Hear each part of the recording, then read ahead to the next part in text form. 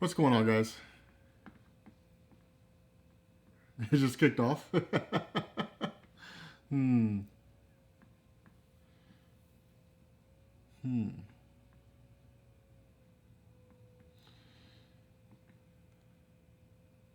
What's up? How's everybody doing? It's been a little while since we've done one of these. It's been a little while since we've done one of these. Since we've done a live stream. It's been a bit. What up, old man? Oh man, I look so fat in this video.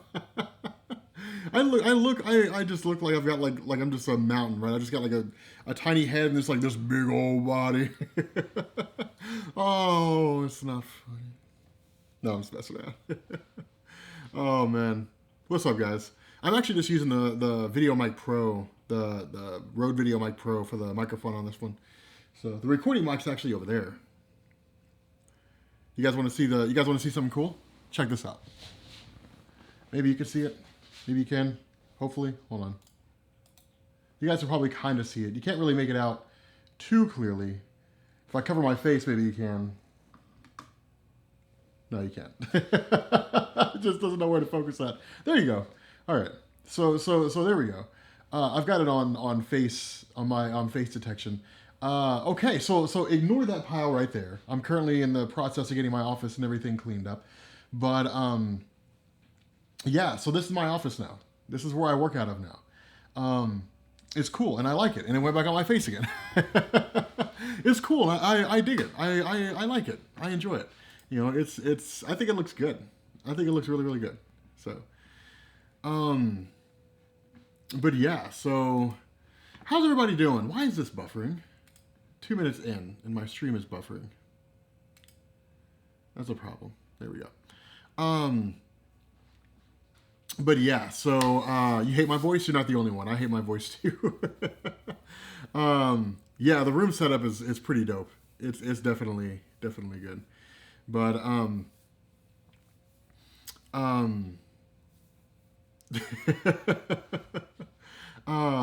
okay, what are we talking about today? What are we talking about today?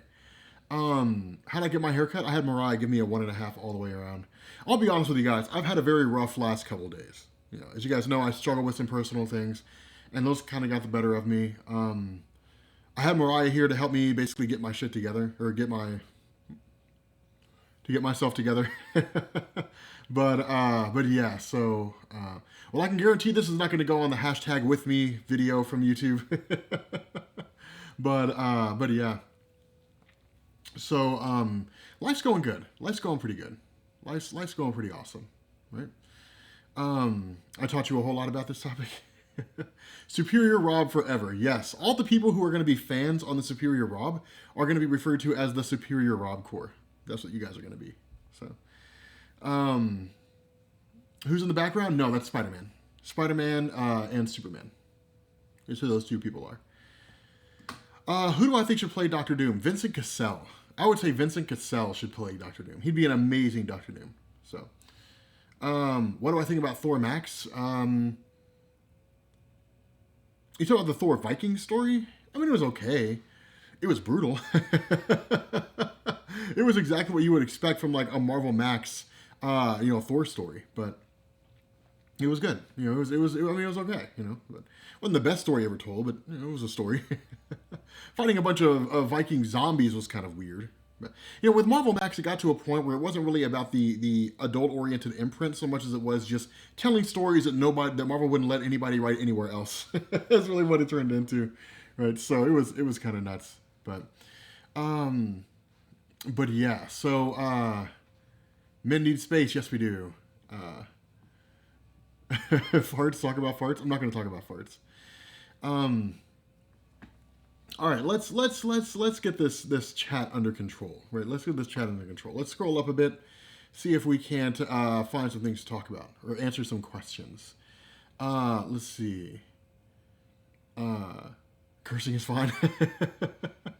Okay, I already answered that. What do I think about Thor Max? What's my opinion on a Spider-Man Wolverine? Oops, I just missed it. I just lost it. Where was it? There's so many of you talking. There's so many people talking. It's kind of nuts. Okay. Yeah, cool. Our connection's good. Okay, what do I think about Immortal Hulk?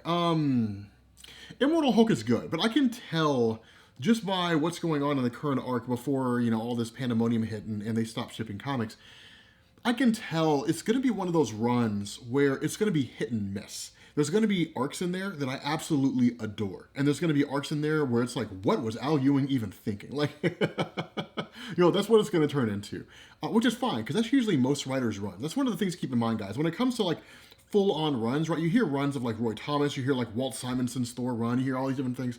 The reality of this is that in every single one of those runs, they had, like, arcs that were just not very good or not very enjoyable for whatever reason that you wouldn't enjoy or I would enjoy, whatever the case is. No one's ever written an entire comic book based on a character that was 100% hit and never missed. The only exception to that was Jonathan Hickman when he wrote Avengers, New Avengers, and Fantastic Four.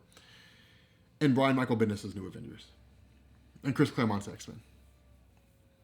And Peter David and Bill Mantlow's Incredible Hulk. Okay, there's been a few. There's been a couple. there's been a few. Comics and Coffee. Dougville is the man. He's pulling out old school. How many of you guys remember Comics and Coffee from like what is it, 3 years ago? Like 3 or 4 years ago? How many of you guys remember that? I'm curious. Yeah, this chat's going in. Right? This chat is like ham. Not only is it delicious, but you can go it. I remember hearing that joke from Jenna Marbles like 7 years ago. So, yeah, it's kind of nuts.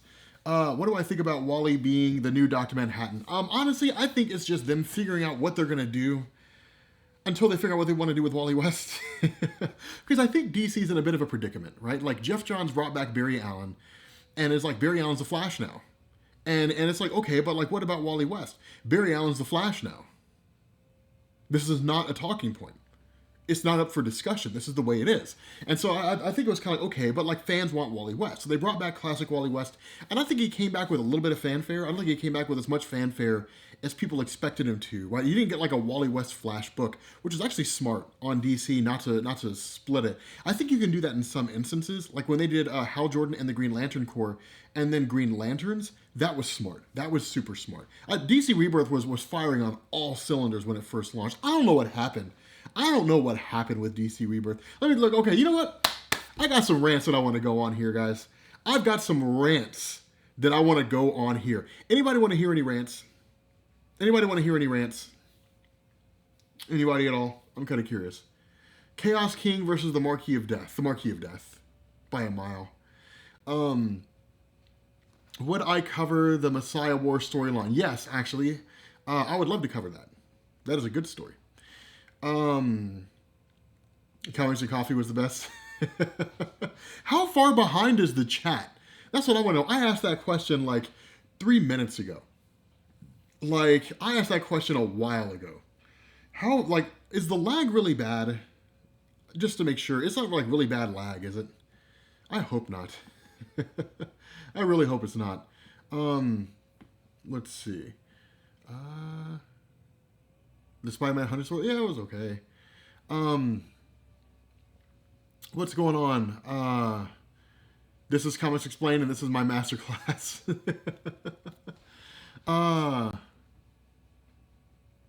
Oh, Spawn movie? Yeah, I'm hyped for the Spawn movie. Thoughts on Superboy Prime returning? Well, he's been back for a while, but he hasn't fought Shazam yet, which is like the biggest cliffhanger ever, right? Like I'm reading Shazam, and then it's just like, okay, this is gonna be really cool, and then it's like, okay, Superboy Prime's back, and I'm super excited, and then it's like coronavirus, and it's like nobody gets new comics, and it's like, but like Shazam was about to come back. It's like, yeah, I know. Sorry, man. Sorry about your luck. People don't like a rant. This chat is so far behind me. It's kind of nuts. Do I have like slow-mo on, like slow mode on or something? I'm kind of curious. Let me double check here real quick. Because if I have slow mode on, then that would explain why. That and the fact that I am on whatchamacallit? I'm on Edge here. Let me switch over to Google Chrome. Let me switch over to this resource hog, this beast, this beast of a browser. This thing is kind of nuts. Hopefully it'll be a little bit faster. Let's log in here. Let's log in. Let me move the keyboard out of the way so you guys can't see me. I know what y'all are doing. You're not fooling me. You can't pull the wool over my eyes. People are saying yes to a rant. Yes to a rant. People are saying yes to a rant. Let's rant. I don't understand what happened with DC Comics.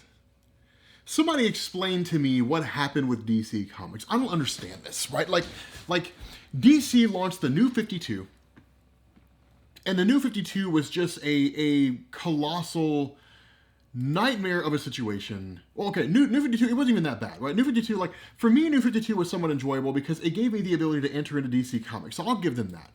But then we started getting stories like not Forever Evil. Which one was it? Which one was the really bad one? Future's End. We got Future's End. We got stories like that.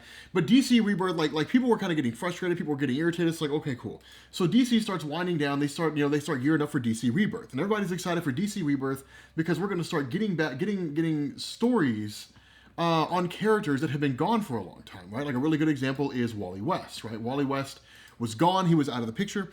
And people wanted like the old school red-haired Wally West to come back. And that made perfect sense. Because if you were reading comics back from like 1993, all the way running up until like 2011, you were reading Wally West, right? Like you were reading that version of the Flash. And there was no arguing that point, right? That's the version of the Flash that you were reading.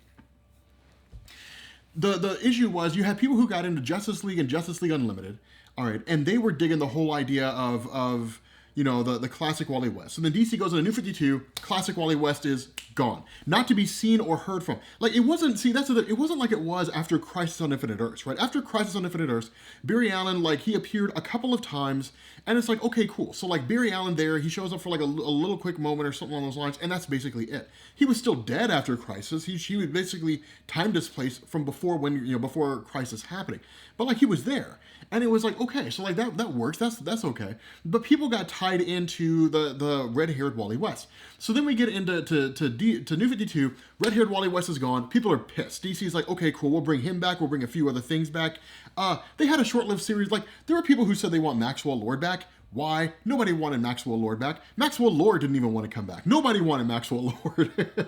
And so they brought back red-haired Wally West. DC Rebirth kicks off. The first thing we get, DC Universe Rebirth #1, Watchmen are in there. Oh, this is going to be legit. It's going to be awesome. So then, like, over the course, I would say like a 6 to 7 month period, DC Rebirth was crushing it. I wouldn't even say 6 to 7 months. I'd say a year. For a year, DC was crushing it, right? Like, you guys remember the meme? Like, you guys remember the meme? What was the DC Rebirth meme, guys? What was the DC Rebirth meme? What was the meme? Meme review. Meme review.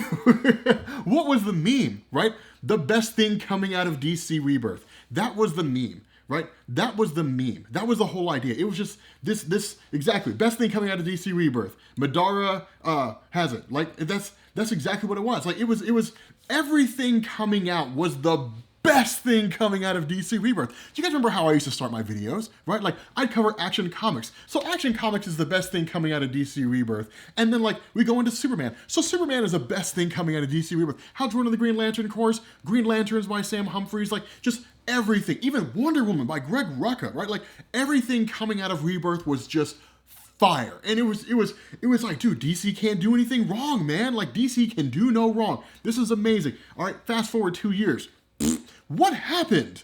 That's what I want to know. What happened? I'm like Cable from that episode of X-Men the Animated Series when, like, they all went to Apocalypse's temple, and then Xavier was kidnapped, everything went white, right? Like, Cable comes walking in there.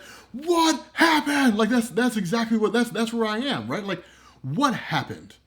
What happened? And this is the biggest issue that I have. You can never have Marvel and DC both doing good at the same time, right? Like, you never get that. right? We haven't had that in years and years and years. The only time I'd say we had that was during the era of like Infinite Crisis, right? So we're talking about between 2004, 2005, running up to about 2010, right? Like so Infinite Crisis, Final Crisis, like 52-week countdown, like all these amazing stories that DC was coming out with, right? Like just these awesome stories, you know, Grant Morrison's entire Batman run, just like these amazing things. And then like Marvel was doing like Messiah Complex and Messiah War and like Civil War and like everything was a war, right? Like Marvel War and like Captain America can't find the toilet paper war and like Iron Man wants to drink again even though he knows he shouldn't war. Like everything was war. But like you had like all these just amazing stories coming out of both publishers, right? And it's just it's kind of like, what happened? Right? Like I don't understand what happened with DC. And it's like, you know, I mean, eventually they'll pull it together, right? They always do. Like Marvel, okay, here's the thing. I liked some of what Marvel was doing coming out of All New, All Different Marvel. My gripe with All New, All Different Marvel is it was not all new and it was not all different. It was literally like all the same that you're familiar with Marvel. That's exactly what it was, right? Like all the same, not different Marvel. And like I was like when I was expecting All New, All Different Marvel, I was expecting like a reboot, right? Like Hickman set the stage for the whole thing. Hickman's like, hey guys, so here's a story where the multiverse is collapsing, and there it goes. Time to recreate it, you know. And then it's just like, and everything's recreated the exact same way it was before. And it's like, no, man, like. I don't understand that, right? Like I don't understand. We'll enable super chats here in a second. Hold on, it says I can enable an ads. I'm not gonna do ads. I can do highlights. That's cool. Anyway, right, like I was expecting a whole new reboot, right? I was expecting like a whole reboot, and we didn't. Toilet paper, the best thing coming out of Quilted Northern, the best thing nobody can get their hands on. But yeah, like I was expecting a full-on reboot, right? But Marvel kind of was like, okay, you know, whatever, sort of going along and doing their thing, and like didn't they had some like strong moments, they had some super weak moments, right?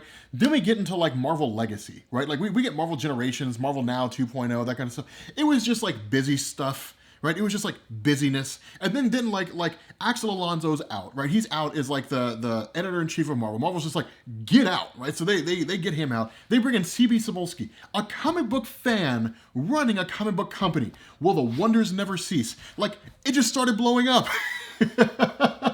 Will the wonders never cease? Right? Like it started doing exceedingly well. Imagine that, a comic book fan running a comic book company, like. It becomes a great comic book company. They start producing like all these amazing stories, and they have it. I mean, not every story is great, right? Not every story is solid, but Marvel's firing much better than they were before. And my question is like, what happened with DC, right? Like, what happened along the way, right? It just kind of fizzled out. And I think a few things happened. One, Watchmen took way too long. Doomsday Clock, it took way too long. I get that there were some things going on, right? Gary Frank had whatever it was that he had going on, and then you had like, you know, because I assume all the script writing was done, and we were just waiting on Gary Frank. I don't really know why. You know, I mean, I don't know his whole situation, right? I don't know him as a person. I don't know what he was going through, what he was dealing with. So I don't know, you know, why there were such extreme delays, but there were, right? So a comic that should have come out in 1 year took 3 years. So by the time Doomsday Clock ended, there was interest in there, but only for the end. The people just wanted to see like Superman fighting Dr. Manhattan, right? Because the answer to the questions of everything that comes out of that whole thing was answered, right? Then you go into like Tom King's Batman run. Tom King's Batman run I thought was great. I thought one of the biggest problems that it had is it was just basically Tom King patting himself on the back and telling himself how awesome he was. And then you go into Heroes in Crisis, which is a great big huge metatextual story that didn't have any real significance whatsoever. You had Joshua Williamson's Flash, which was amazing, and it's still good. But like DC just exploded, right? Doomsday Clock or DC Rebirth just it was a rocket just exploding, and then it just starts petering off and coming down. And I don't understand how, right? I don't understand why. Somebody answer that for me. I don't understand why. All right, so next rant. I want to talk about digital versus physical comic book sales. And I'm probably going to piss off some fans talking about this. Don't care. So here's the biggest issue that I have here, right? Here's the biggest problem that I have here. Like, I don't understand why comics are not being sold digitally, right? I don't understand why that's not happening right now, right? And from what I do understand it. From what I understand, what was going on here was that, at least from Donny Cates' tweet, Marvel didn't want to like torpedo brick and mortar stores, right? Marvel didn't want to be like, okay, so like if we just start releasing them all digitally, then because I assume that the discussion on the background was like, if we start releasing them digitally now, then people will realize they can get comics digitally and they won't go to comic book stores anymore. So like we can't give them digitally. We got to make sure the comic book stores stay alive. Okay, so people won't buy comic books physically. They'll only buy them digitally if they realize that the digital content's there. So be the store that offers more than comics. You know what kind of stores are succeeding now in the comic book landscape? Comic book stores that are not selling just comics, right? Like that's like people getting pissy and getting mad because a store that only sold 8-tracks went out of business. Well, of course they did. Technology passed them by, and like the medium shifted to a new medium, and they just didn't keep up. Sorry about your luck. Make better choices next time. That's how the business market works. I don't know what to tell you guys, right? Like, I don't know what to tell people. Now, I do understand the idea of being able to physically hold pages, being able to turn pages, and like, okay, so here's some really good examples. Hold on. This is Fantastic Four issue number 48, right? This is the first appearance of Galactus. This is X Factor number, what is this? Number 6. This is the first appearance of Apocalypse in Marvel Comics. This is Fantastic Four Annual number 2. This is the original origin of Doctor Doom.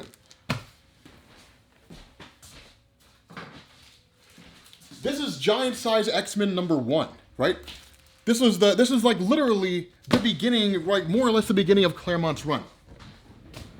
Right? Like, I buy physical if it matters, right? Like if it's significant, if it has some kind of meaning, right? And there's a like in that, like behind that thing right there. Hold on a second, look at this.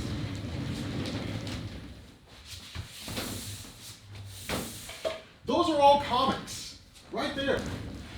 And a picture of me and Mariah and some art by Donald Glover. Or not Donald Glover, some art by Dominic Glover, right? Like I buy physical comics if they're of particular interest or they're important. Right, like in that thing, you're gonna find like a Secret Empire that was autographed to me, and actually Sal over at Comic Pop got it for me from Nick Spencer. Right, like in that box, you're gonna find a copy of what is it? The original. Oh my God, what is it? Todd McFarlane's first cover on Spider-Man. You know, the one where he's sitting on all the web and all that kind of stuff. Autographed by Todd McFarlane. You're going to find an Iron Man comic autographed by Stan Lee, right? Like, I buy physical comics if they're significant, right? But like, I listen to my music digitally. I stream it. I watch my movies digitally. I have like maybe 10 4K movies down there because they're particularly important, right? I'm not going to clutter my house up with physical comics. You know, that's I don't do that anymore, right? I've kind of moved beyond that. And so my entire idea is, okay, if this is the case, if this is where I can grab them. Hold on a second.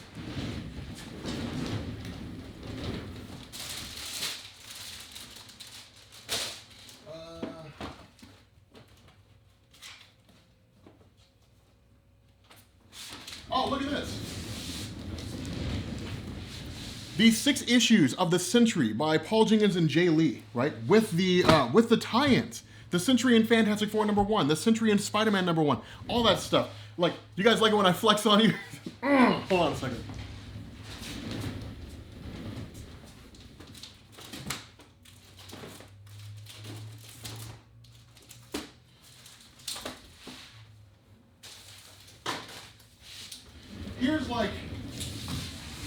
Here's all the Action Comics 1000 variant covers.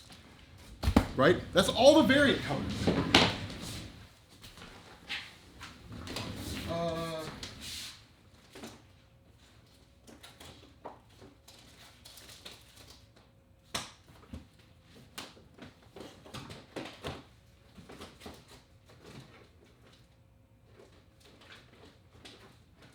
Where is...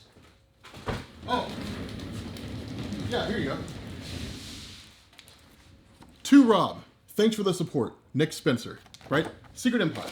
Like down there, you'll find CGC comics, like CGC, Phoenix Saga, the X-Men, the Phoenix Saga. You'll find those down in there, right? Like I've got what is it? I have the original. What was that story? The one where Strife came back.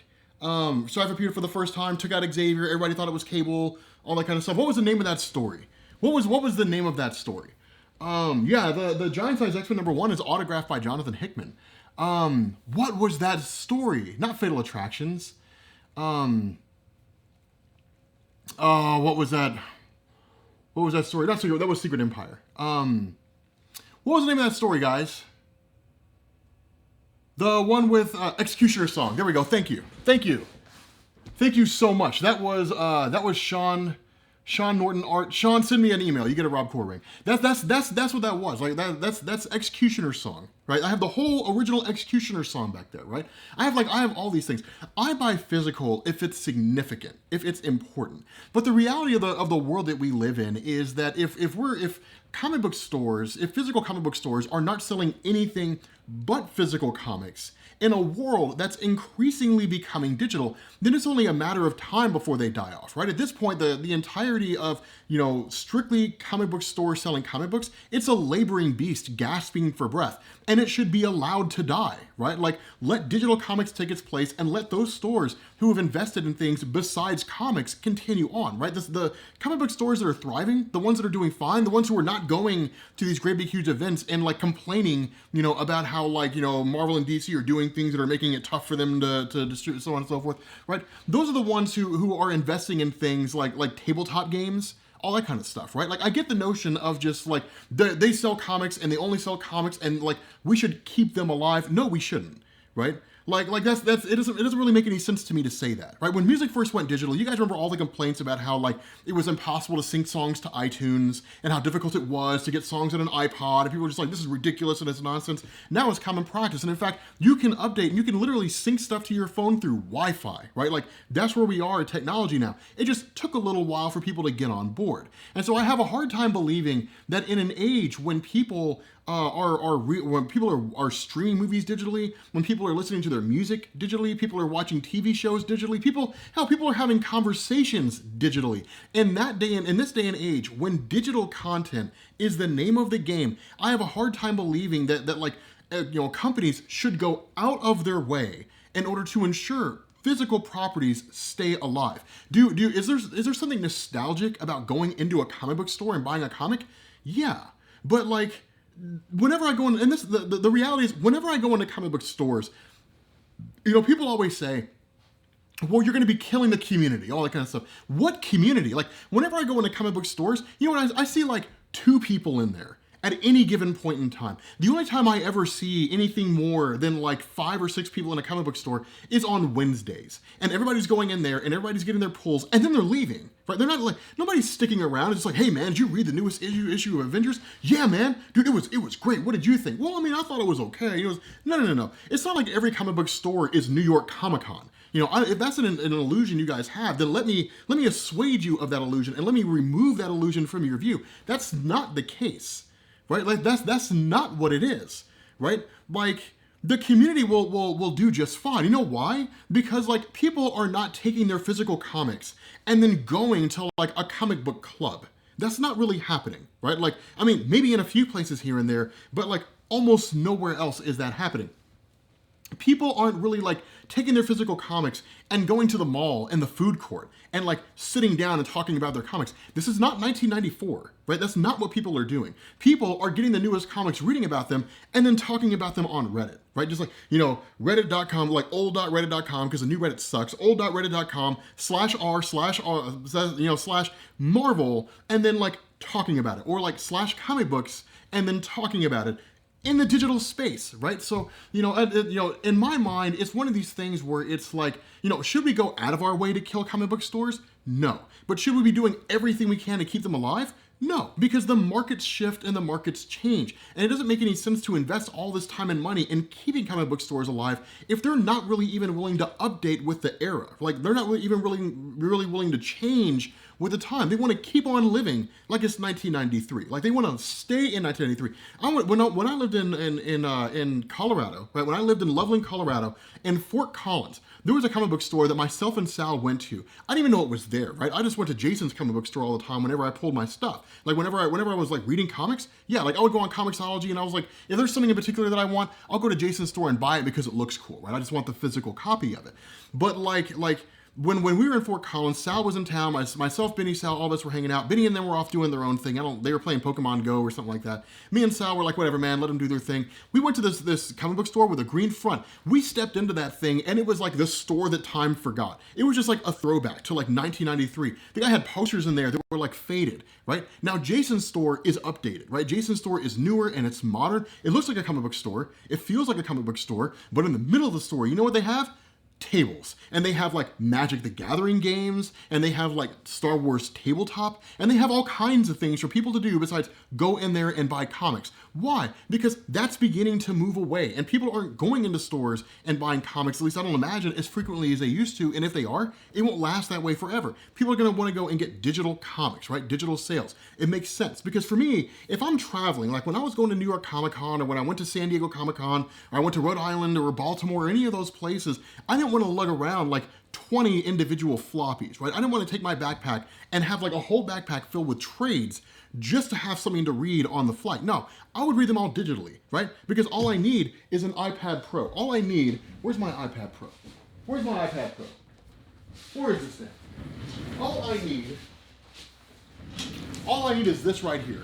And I've got thousands of comic books, right? So the reality is I understand that there's this desire to keep these old school stores alive. And I understand there's like this nostalgia that kind of goes into it. But the reality of the situation is that the market is shifting, right? The market's shifting, the market's changing. People need to and will start getting on board with digital comic book sales. And when that happens, physical comics are going to start to go away, right? They're going to start to transition. They'll always be there. You can always find a record store. You can always find an 8-track store, right? You can always find those things, right? You can find those all over the place. There was one in Fort Collins. All they did was sell like records, right? You could go in there and buy records. You could buy like Dark Side of the Moon, right? Buy like Pink Floyd. You can go and buy like Beatles records if you wanted to pay all the money they were going to charge you for it. You could find Thriller behind the shelf. You could find a lot of these really old records, but those are specialty stores now. They're not the standard. They're not a music store anymore. It's a specialty store that you go to for something in particular, and they may or may not be able to get their hands on it for you, right? So like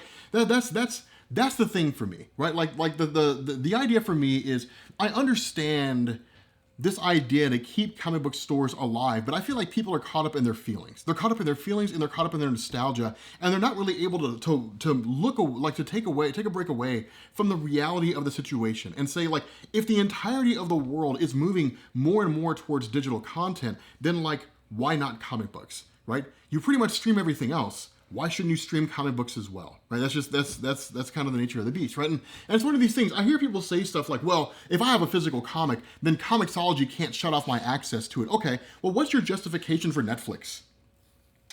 Because like at any point in time, they can shut off your access to Netflix. Well, that's different. Well, what's your justification for using like Apple TV? Or like Amazon Prime Video, or any of those, any one of those streaming services out there. If the argument that you have is, well, they can shut off my access to those comics at any point in time, then you should only be buying physical movies and physical video games and all that kind of stuff. You should only be buying those physical things to make sure that your access to them never gets cut off. So like, they do, but that's the thing. Like, it's interesting to me, Like it's interesting to me. Not only that, and here's the other thing that I think needs to happen. I'm big on board. If we are going to keep physical stores alive, then move away from individual comic books. This is a gripe that I've had for years. It's a gripe that I've had for years because I feel like individual trade or individual floppies in this day and age, right? Like this, in this day and age, runs people off of comics. It pushes people away from comic books. You want to know why? Because if somebody walks up to me right now and they say, Rob, I want to start reading Spider-Man, where should I read? Then I would say, okay, start with All New, All Different, Amazing Spider-Man. Okay, cool. So they start with All New, All Different, Amazing Spider-Man. But I don't understand, like, what's Parker Industries? Where did that come from? Well, yeah, you got to read Superior Spider-Man if you want to know what that's about. Okay. Well, okay, what's this Dr. Octopus? Like, what is all, like, Peter, who are these characters? Okay, yeah, you probably got to start with Dan Slott Spider-Man big time. So literally you got to start back in like 2005, or you can just kind of jump back. You can jump to, closer and just start with like the beginning of Nick Spencer's run. But the issue you run into with single issues is it gets to a point where it's almost just not even cost prohibitive. I mean, it is, but it's not even cost prohibitive. It's just organizationally, it's impossible to try to keep track of, right? Like it's ridiculously difficult to do. My philosophy is they should just go with quarterly trades. That's what they should be doing. Release trades every quarter, right? Like just do it every 3 months. Just release like a single story arc every 3 months, and that's it. Right now, you don't do like one giant, the Marvel book of comics, once every 3 months. No. You get like a trade for Fantastic Four, you get a trade for this, a trade for that, so on and so forth. But it's just a singular story arc. And if it's going to be one of these where it takes like 6 issues, then like you just do it all within the span, just in that one trade, right? It's not like the trades are limited to like what would be 1 issue per month for that 3 months. Not like they do monthly or anything like that. Like you just do the entire story arc in that one trade paperback, and that's it. And then what happens is you have people who come in and they say, okay, so like I want to get into Spider-Man. Like where do I begin? Okay, buy those 10 trade paperbacks. Don't buy those 250 individual issues that you have to read all of in order to understand what's going on. If you tell people just read 10 trade paperbacks, well, hell, I mean, they can read that at night before they go to bed, as opposed to giving them the stack that high of single individual comics that they have to read, right? Like that's ridiculous, right? And that's why, like, I've avidly been against, in a lot of ways, the notion of keeping individual floppies alive. Like, I think that like it needs to transition to trade paperbacks and just strictly trade paperbacks, and really nothing else, because I think it's normal. But I'm not a real collector. I just have comics in my house. I mean, I guess I'm not a real collector insofar as I'm a person who purchased a comic because it has value to me. I collect it and I hold on to it. If what you're talking about is the notion of like buying comics and then selling them for a profit, if that's what you do, well, then people like you almost killed the comics book industry in the 1990s. So no, I don't want to be a part of that community. I don't want to be a part of the community that has a record of almost killing the comic book industry in the 90s. I don't want to be part of that. Like buying and selling comics, that's not my thing, right? Like to me, if I'm going to buy a physical comic, it needs to mean something, right? Like Jonathan Hickman signing Giant Size X-Men issue #1, it's made out to me. I'm never going to sell that. That's ridiculous. But I don't know. I'm just saying, like, it's just my, just my rant on that, trades for the win. So, but yeah, so, you've been listening for more than 30 minutes and you're still not an expert. Okay. What should I explain? Like, what am I going to explain? What am I going to explain to you guys? What am I going to make you an expert on? What are my thoughts on the end of Dan Slott's run of Spider-Man? I love Dan Slott's Spider-Man run. I know a lot of people, I know it had like a really mixed response. And I know that there were people who weren't really huge on it. Like I know that Superior Spider-Man got a lot of backlash. I love Superior Spider-Man. I thought it was one of the best Spider-Man stories ever, right? Like I absolutely loved it. But yeah, no, so yeah, that comic, House of X, let's see. Astral Regulator Thanos. Dude. Astral Regulator Thanos. Let me tell you something, man. I didn't even know who he was, right? And then I was like, okay, like, because people were just like, hey, Rob, do a Beyond Omega level video on Astral Regulator Thanos. I was like, who the hell is Astral Regulator Thanos? I'm thinking of like Thanos, he's got like coronavirus, right? And like he's got one of those breath mask things on, and it's like some fan comic that's like a play on things, like we're being really topical and Thanos has COVID-19. What's he gonna do? He's gonna get the Infinity Gauntlet and snap it away. I didn't know. I didn't know what it was. and so it was like okay. So I sit down and read it, dude. Let me tell you something, man. Like this is the story Jim Starlin wanted instead of Donny Cates's Thanos Wins. I think this story was a little over the top, and I think that Thanos Wins by Donny Cates was a lot more reasonable, and it was certainly more in the vision of what Marvel's writing, like what Marvel's doing overall in terms of the tone and the feel that they have. But no, dude, here's the thing, man. Astro Regulator Thanos puts Infinity Gauntlet Thanos to shame. Dude, Infinity Gauntlet Thanos, dude, he didn't have anything on this guy. It is nuts. It's ridiculous. Like the first video that we did was just kind of setting the stage, right? Like this, just setting the stage. Like what happens like the second part that comes out tomorrow? Oh, dude, it's gonna be insane. Or yeah, it's nuts. It's absolutely bonkers, right? It's just like it just demolishes Infinity War Thanos, right? It's just, Infinity Gauntlet Thanos. Like he cuts a swath. He cuts a swath.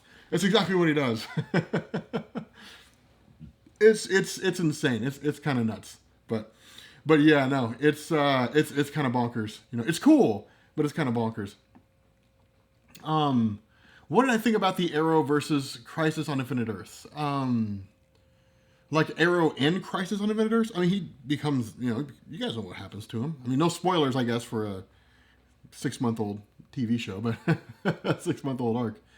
But Grant Morrison's Green Lantern run is amazing. Well, we'll agree to disagree. I feel like his writing is okay. The art is what turns me off of his Green Lantern run. That's what turns me off. It's like, I was reading the first issue. I didn't even know what was going on in the first issue. I was like, I have no idea what's happening right now. It's just an amorphous blob of colors and like some black lines that are supposed to be shapes. Like, I don't know what's happening right now. I don't know my shapes, squares and circles and things. I don't know how that stuff works. But like, it was. I know my shapes. It was nuts. But I should do a watch along Marvel animated series. I think I might start doing that on like, because what is it? Twitch has that, doesn't it? Twitch or like Netflix or one of the, I think the moderators on, or the admins of the moderators on Discord are looking into it, but I feel like one of those has that. But can I see the 5 X-Men having their own comic series? I mean, what would it be?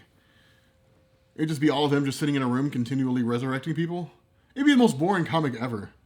Previously on the 5.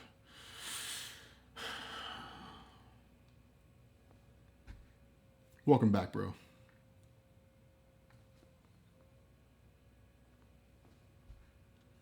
Welcome back, girl. Good to see you again. That's literally what it would be. It'd be the least interesting comic book story ever. Let's see. What are my thoughts on Darkhawk from Marvel? Never seen much love for the guy. He's actually one of those characters I am not at all familiar with. Like, I don't know anything about him. I've never researched him, never looked into him or anything. So, Doom Sentinels, those were amazing. But that's the thing, man. All like the best comics stopped because of this, right? Like Thor by Donny Cates stopped. Fantastic Four versus the X-Men, and it looked like things were about to pop off, right? Stopped. Like Jeff Johns Shazam, after like 10 issues, was finally getting good. Stopped. It's just like, this sucks. Like, I need my comics, guys. I need my comic book fix. But the new Warriors, Safe Space. People have been asking me about that for a long time. The new Marvel Zombies comic, we got 1 issue. I don't think we're ever going to get anything more out of it. I think it was just kind of like Marvel just being like, I wonder what would happen if we just did like a thing. And people were just like, yes, give us more. And Marvel's like, we didn't have any more planned. I don't know what it is.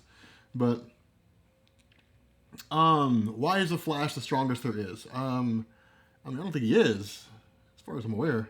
But what's going on, Ryan? I'm doing good. I appreciate it.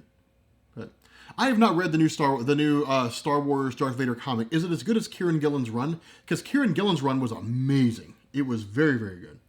It was just across the board some of the best comic book reading that I'd seen in a long time.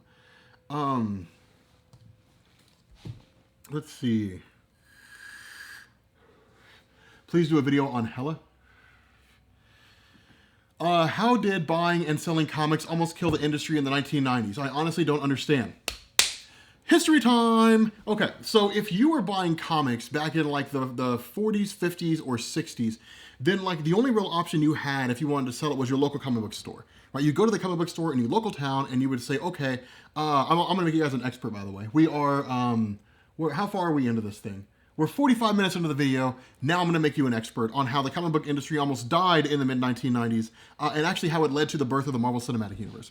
So yeah, so if you were buying comics in the 40s, 50s, and 60s, and you bought your comic and you wanted to sell your comic, you had to go to your local comic book store. And the amount of money you would get for your comic was relative to how many people were asking for it, right? So like, if you live out in the middle of nowhere, let's see. Okay. If you live out in the middle of nowhere and you have a copy of like DC Showcase number 4, right? The first appearance of Barry Allen, right? You have that comic. Yeah, DC Showcase number 4. I think it was number 4. Was it number 4 or number 5? Which one was it, guys? I'm pretty sure it was DC Showcase number 4. But anyway, you had a copy of DC Showcase number 4, and you wanted to sell that to your local comic book store. Then if nobody was coming in and asking for that comic, you would get pennies for it, right? You would get virtually nothing. Is the Bible a comic book? If it was drawn, all new, all different Bible, a Bible rebirth.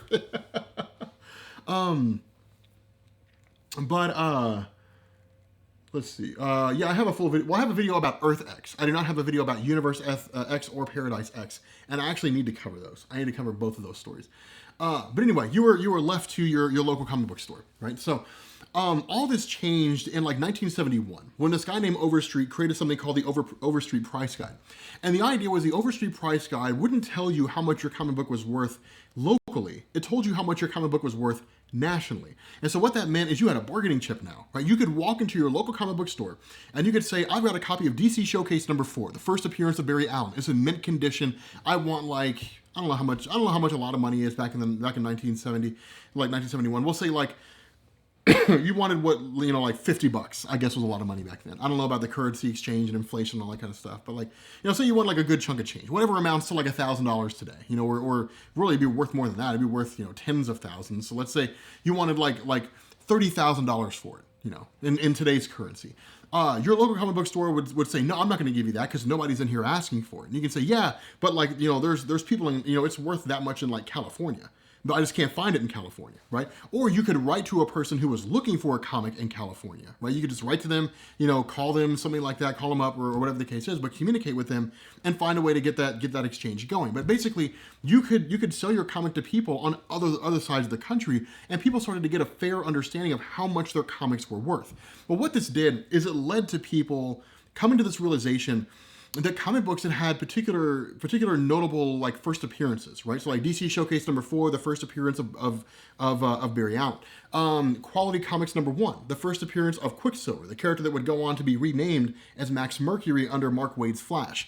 Like All-Star Comics number 1, right? Or like all like More Fun Comics number 1. Right, like New Fun Comics number 1, the first real comic book made by Malcolm Mueller Nicholson. Like if you had those, people realized they were worth a lot of money, right? Like they'd be worth a ton of money, right? Like their granddad or their dad may have bought it for like 10 cents, and they can sell it for like 20 grand, right? So it's like, well, dude, if this is the case, like I can buy all kinds of comics and then sell them later, right? That combined with the increasing popularity of comics led to like all these comic book stores exploding up all over the place, right? So you had like all these comic book stores popping up, and then you had the collector market starting to boom, right? People were like buying comics and then selling comics. They were just buying and selling, buying and selling, buying, selling, and buying and selling. The issue with this is that local comic book stores didn't tell Marvel and DC and even like Valiant Comics by the time 1991, 1992 came around, they weren't telling them, we sold 1 million copies of X-Men Volume 2 issue number 1, and like people were coming in and buying like 5 at a time, right? They didn't tell them that. They just said, we sold 1 million copies of X-Men Volume 2 issue number 1, give us more. And so what Marvel and DC weren't aware of, or presumably weren't being told about, is that people were going out and they were basically buying more than one comic and then wanting to turn around and sell it. Now, a lot of that also kind of reached the ears of Marvel and DC just by virtue of being comic book publishers. There's no way they couldn't have known. But what it meant is that because they realized that like people were buying up tons and tons of comics, they started making tons and tons of comics. And so you started getting things like Fatal Attractions, right? You started getting the Fatal Attractions storyline. You get like Wolverine issue number wherever, whatever it is, 45, whatever it is, where his adamantium gets ripped out of his body.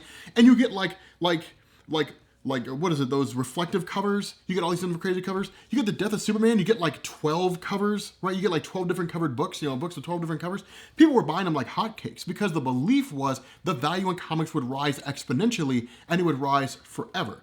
Until it didn't, because people started coming to this realization. Okay, so Superman dies in the Death of Superman. I have this comic, and so does everybody else that I know. And the comic book store sold out of it, and they're running into like 2nd, 3rd, and 4th printing. So like everybody has this comic, so it's not worth as much because everybody has it. And then they started looking around and they started asking questions like, well, I wonder how like what other comics I have that everybody else has. And people started coming to this realization they weren't the only ones that came up with the genius idea of buying the comic, of buying Crisis on Infinite Earths because it could be worth a lot of money. Everybody had that idea, which meant that like everybody had a copy of it. And what are you gonna do? You're gonna sell somebody so they sell it to a person so they have 2 copies? It's not gonna happen. Right? So like nobody could really move product. They couldn't really move the comics that they were buying, so they just stopped buying them because they didn't really have any value. They're like, well, I mean, if this isn't gonna be worth anything, then I'm not gonna buy it. Right? And what it did is it led to this, people created this artificially inflated comic book market, and then they just stopped buying comics and it tanked, right? Like it almost totally destroyed the industry. Marvel by that point had long since been sold by Cadence Industries, right? From Martin Goodman, who owned that company. Like they had long since been sold by Cadence Industries. They didn't really have anybody backing them. DC had been bought by Warner Brothers a long time before that, right? So if DC was struggling financially, they had Warner Brothers to basically bail them out so long as there was light at the end of the tunnel, right? So long as Warner Brothers could look into the horizon and say, okay, you're going to start making money again, right? Because like if you're not, then we are going to cut you loose. And it's like, no, we'll start making money again. Everything will be okay, right? So Marvel didn't have that. Well, then here comes Ike Perlmutter and Avi Arad from Toy Biz, and they're like, okay, like we'll financially help to bail these guys out, right? So like they bankrolled Marvel for quite some time. That's where you started getting into Marvel Knights, because what you had is you had Joe Quesada who came on, with Jimmy Palmiotti. They had Event Publications. They released, they did Marvel Knights, basically printing and like writing stories about the characters that just didn't sell. That's why you saw like Marvel Knights Black Panther, Marvel Knights Daredevil, Punisher, things like that, because they were considered the unsellables. Nobody wanted their comics. Nobody really wanted their stories. A few people did, but they just weren't really selling that well back then. And so that led to Joe Quesada becoming editor-in-chief at the behest of Perlmutter and Avi Arad, I think.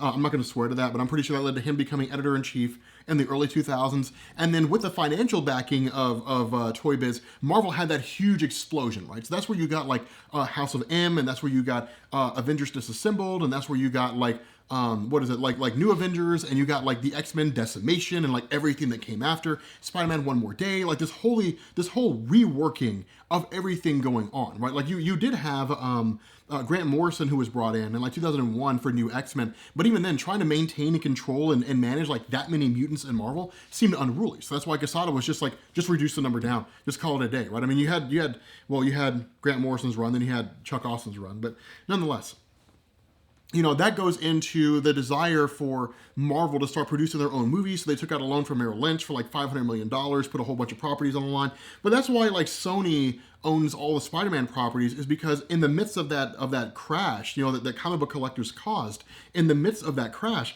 Marvel was trying to stay afloat as best they could. So they sold off the film rights to like the X-Men, the Fantastic Four, Spider-Man, and all the related properties to like Sony and Fox. So that's why they owned a whole bunch of those. Universal also, I think, took Name of the Submariner and The Incredible Hulk. But that's why you got all those movies out there, right? You got like New Line Cinema and Blade, right? You got like, the Eric Bana Incredible Hulk movie by Universal Pictures, right? You got like the X-Men from Fox, Spider-Man from Sony, because Marvel sold them off because they were trying to stay afloat, right? They put a whole bunch of other properties on the line, like Thor, Shang-Chi, stuff like that, with Merrill Lynch. Like if they couldn't pay that money back with Iron Man 1, then like they were all going to go belly up. Fortunately for us, Iron Man 1 was a huge success. Otherwise, Marvel probably would have gone completely bankrupt.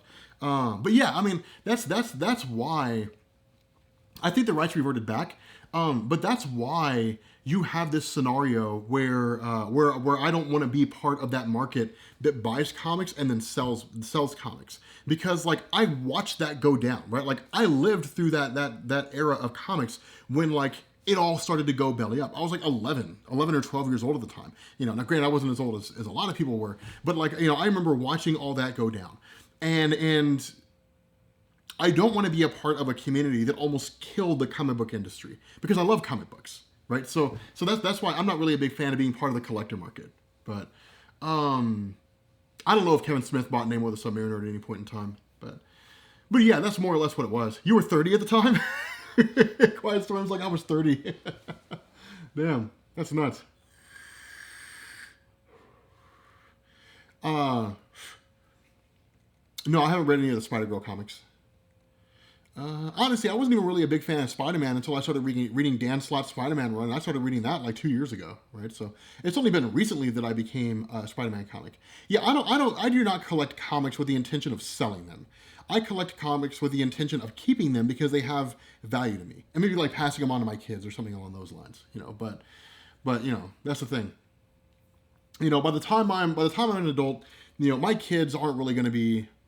No, I'm not an adult. By the time I have kids, by the time my kids are old enough to appreciate comics, they're not really going to be reading comics, physically. And I'll even steer them away from that. I'll be like, you should read them digitally. Like, just read them on your tablet, on your iPad.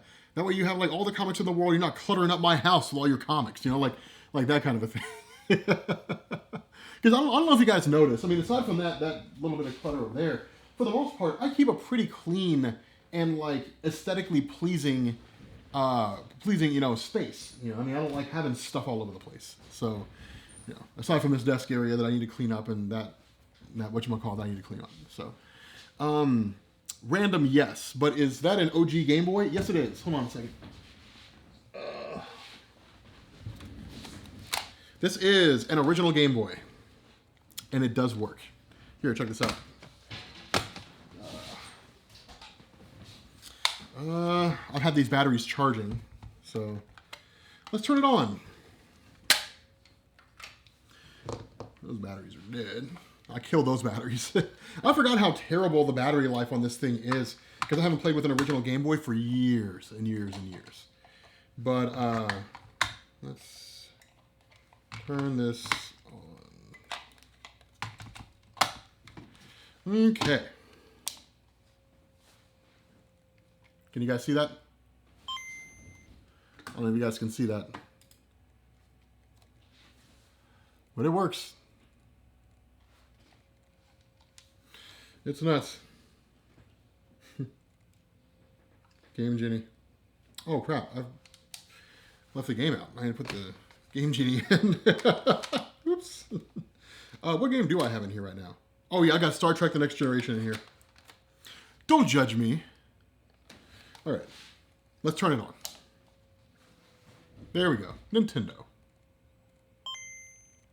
Can you guys see that all? There we go. Yeah, it works. Pretty wild, huh? You got the Game Genie code screen, Codemasters. It's kind of nuts. It's this takes me back to my childhood, right? That game was dope. Flexing on people with my old school Game Boy. Oh man. But yeah, this thing works. That and the batteries were always tough to get out of here. You guys remember how much of a pain in the ass? Although I will say this, you guys want to talk about a battery hog. You guys remember the old Game Gear? The Game Gear from back in the day? That thing was a battery hog. Oh my goodness. There we go. But yeah, that's an original Game Boy. Pretty cool, huh? You guys want to know how I got it? Want to know the story about how I got it? I don't know if I should tell you guys. You feel old looking at that? Yeah, so do I. I mean, I remember the old Atari. I know I've got fans here who remember the old Commodore 64. So, I know some of y'all are old people. So I know some of you guys remember the old Commodore 64 from back in the day. PS4? Why do you want me to say PS4? Let's see. What's the story? A buddy of mine just gave it to me. He was just like, hey man. He called me up. He's like, hey man, you want an old Game Boy? I was like, I mean, how old are we talking? Like a Game Boy Color or Game Boy Advance? He's like, no man, like the original Game Boy. I was like the green screen, the gray text? And he's like, yeah. And I was like, yeah man, I'll take it. Oh man. I already made everybody an expert on how comic book collectors almost killed the industry in the 1990s. And these are the ones who are complaining because because the industry is moving towards digital comics. You really gonna let people who almost killed the comic book industry in the 1990s decide what direction the industry should go? I don't know if they're the best judge for that. But of course we're the best people to decide what direction the comic book industry should go in. We're only the ones who almost killed it. So, do I watch Star Trek? Oh, child. Lord, child, let me tell you something about Star Trek. I am by no means an expert, but I grew up watching The Next Generation. I remember watching Deep Space Nine. I thought Deep Space Nine sucked until you got to the Dominion Wars. Then it got good. But up until that point, it was just boring. It was boring and it sucked. So, but, thank you so much for answering my question, Rob. Makes a lot more sense now. No problem, Nicholas. Legolas. Do Omega level Eobard Thawne. I really should. He's very powerful.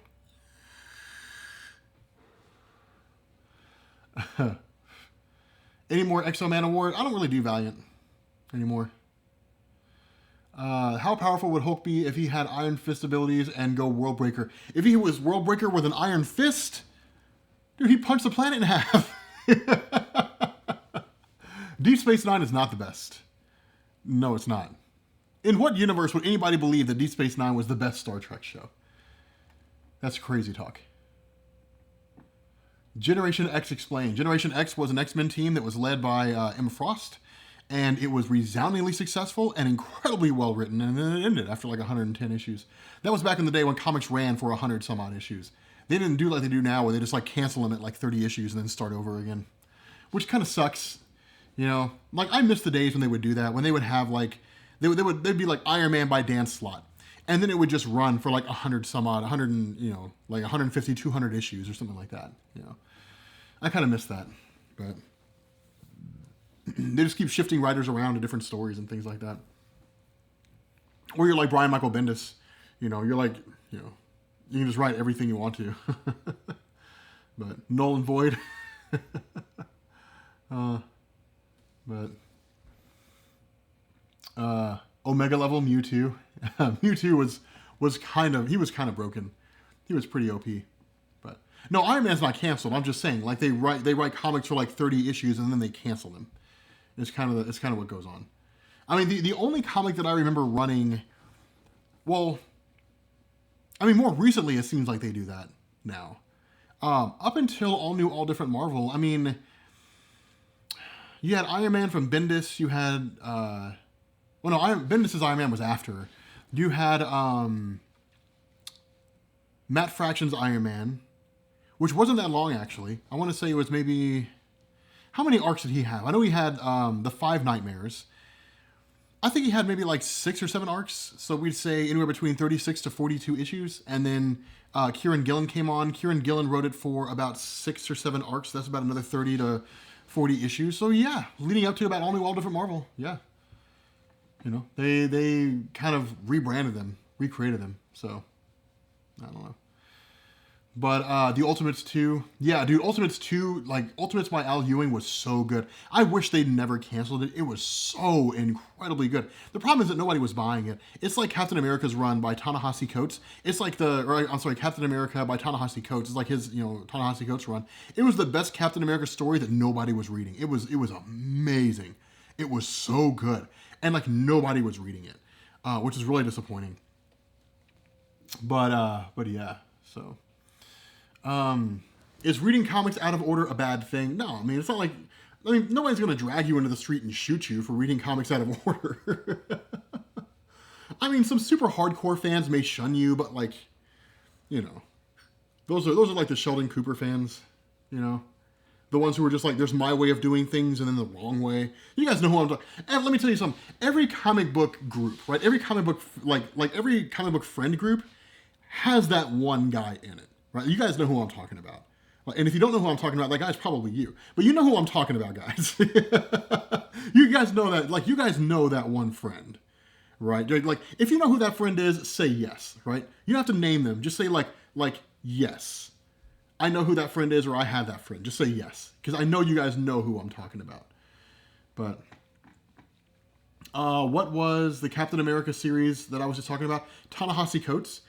He took over for Captain America after Secret Empire, and it was amazing. So, yeah, the elitist fans, people are like, yep. Everybody came in, they're like, yep. Absolutely, I have that fan. I have that friend who's like that. Everybody has that one fan. They got that one friend who's like that, man. They got that. Everybody has that one friend. That one guy. The dude who shows up, he smells a little funny sometimes, and then like when he shows up to the group, you're just kind of like, oh man, shit, here we go. We gotta deal with this crazy dude again. Like, man, it's y'all know who I'm talking about. Everybody has that one friend. Oh man, that one guy. What do we name that guy? Do we call him Harold? Should we name that guy Harold? Don't be a Harold. Don't be a Harold, guys. like, should we call him Harold? What name should we call that guy? Right, that type of guy, right? Like, basic white girls are named Karens, right? What do we call this guy? Right, what's this guy's name? Lane? You name him Lane. Harold. Fred. Call him Freb. Freb with a B. Lane. What happened to the Ultimate Universe? It was destroyed during the events of Secret Wars. Secret Wars by Jonathan Hickman in 2015. Brian Michael Bendis brought it back at the end of Spider-Man 2, and then Marvel didn't care because Bendis was leaving. So Marvel was like, anything Bendis has done gets stricken from the record books. It was rough. But yeah, they cut him loose. Hubert, Jax, Nick, Frank. I like Harold. We're going to go with Harold, right? No, Eugene is a good one. Yeah, don't be a Eugene. No, don't be a Harold. I like Harold. It just rolls off the tongue better. Don't be a Harold, right? Don't be a Harold. You don't want to be a Harold. I mean, it's going to go up as like a live stream. You know, go up as an actual video. But yeah, don't be a Chuck. People like, there's somebody in here. My name's Harold. There's somebody in the chat who's like that right now. But my name is Harold. Like I feel like there's gonna be that one person. Like if I say like right now, don't be a Harold because Harold sucks. Like there's gonna be somebody who joins in like right at that moment, and like that's the first thing they're gonna hear. Don't be a Harold because Harold sucks. Like, well then screw you, man. Like and leave the chat. Oh man, that's definitely gonna happen. But okay, guys. Harold put on some. What did that say? Harold put on some damn deodorant. Okay. Here's that question: how many of you guys know that one comic book fan who smells funny? Because okay. Here's the thing. I used to be that guy. No, I never was. But I had fans who were. Who smelled a little off. Poor Harold. Oh man. Poor Harold. Typical Harold. Don't be a Harold. Oh man. Nope. Yep. Sean Slaughter said me. He said I'm that guy. Oh man. But okay guys. Well, I'm gonna go ahead and bounce off here. Right? I'm gonna go ahead and bounce off here. And yeah, it's been cool talking to you guys. It's been cool talking to you guys. And I'll catch you all later. Peace.